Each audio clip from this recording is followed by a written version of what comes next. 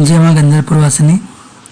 सदगुरुदेव गुरु माँ के श्री चरणों में पुत्र का कोटि कोटि नमन। भक्तजनों, जीवन के संकटों से छुटकारा दिलाती है माँ बगलामुखी। आज हम जानेंगे इनकी आराधना से जुड़े मंत्र और उनसे मिलने वाले लाभ। बगलामुखी माता 10 महाविद्याओं में से 8वीं महाविद्या है।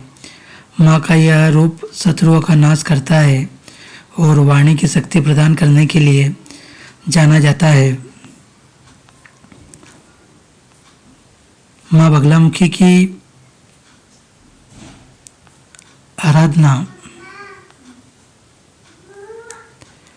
यदि हम गुरुमुखी होकर करते हैं तो शीघ्र ही हमें हमारी समस्याओं से बाहर निकलने का मार्ग प्रदान किया जाता है। माता बगलामुखी देवी हिंदू धर्म में 10 महाविद्याओं में 8वीं महाविद्या है।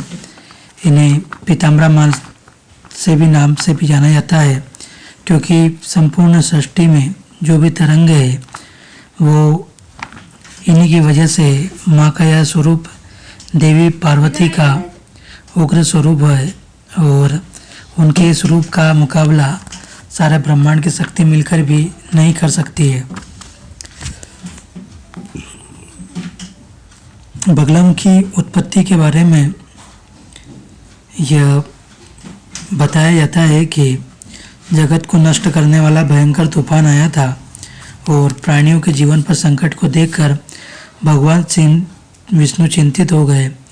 वे हरिद्वार सरोवर के पास जाकर भगवती को प्रसन्न करने के लिए तप करने लगे।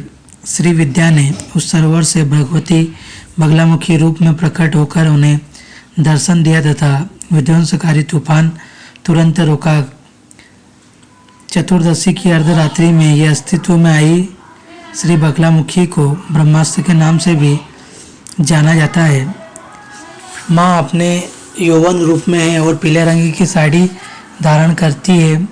वे सोने के सिंहासन पर विराजमान है और उनके 3 नेत्र और 4 हाथ हैं। उन्होंने सोने के मुकुट और आभूषण धारण कर रखे हैं। उनकी कांति गोरी और स्वर्ण जैसी है। एक राक्षस माता रानी के सामने उनके चरणों में बैठा हुआ है, जिसने अपने एक हाथ में तलवार पकड़ी है और माता रानी से उसी राक्षस की जीभ पकड़ी हुई है। भक्तजनों, माता बगलामुखी की साधना के साधक के जीवन में अनेक लाभ प्राप्त होते हैं। माता की उपासना वाणी की सिद्धि तथा शत्रुओं पर विजय प्राप्ति के लिए की जाती है। उनका यह रूप दुष्टों की जिह्वा को पकड़कर उन पर लगाम लगाने का काम करता है। बगलामुखी माता की फोटो में भी उन्हें जीभ पकड़े हुए दिखाया गया है। देवी बगलामुखी जीवन में आने वाली विभिन्न बाधाओं, विपत्तियों और शत्रुओं से मुक्ति देती है। इस देवी की उपासना से शत्रुओं पर विजय प्राप्ति की जा सकती है। इनकी साधना से पहले हरिद्वार गणपति की आराधना अवश्य करनी चाहिए, वरना इनकी साधना पूर्ण रूप से फलीभूत नहीं हो पाती है। इसके लिए बगलामुखी मंत्र जाप से पहले बगलामुखी कवच का पाठ भी करना आवश्यक होता है। भक्तजनों, अगर आप भी माँ की साधना आराधना करना चाहते हैं तो माँ के दिव्य दरबार में संपर्क करें, क्योंकि माँ बगलामुखी की जो साधना पद्धति होती है वह अलग अलग गुरुओं की अलग अलग परंपरा होती है। हर गुरु की अलग अलग अपनी परंपरा है और वे उसी परंपरा के अनुसार माँ की साधना आराधना करवाते हैं। किताबी मंत्र पढ़कर या यूट्यूब या सोशल मीडिया के माध्यम से देखकर माँ की साधना आराधना कभी ना करें। मैं अन्य लोगों की तरह यह तो नहीं कहूँगा कि आपको नुकसान होगा, लेकिन इतना ज़रूर कह देता हूँ कि यह आपका समय बर्बाद होगा। आप आपका समय उचित दिशा में लगाएं।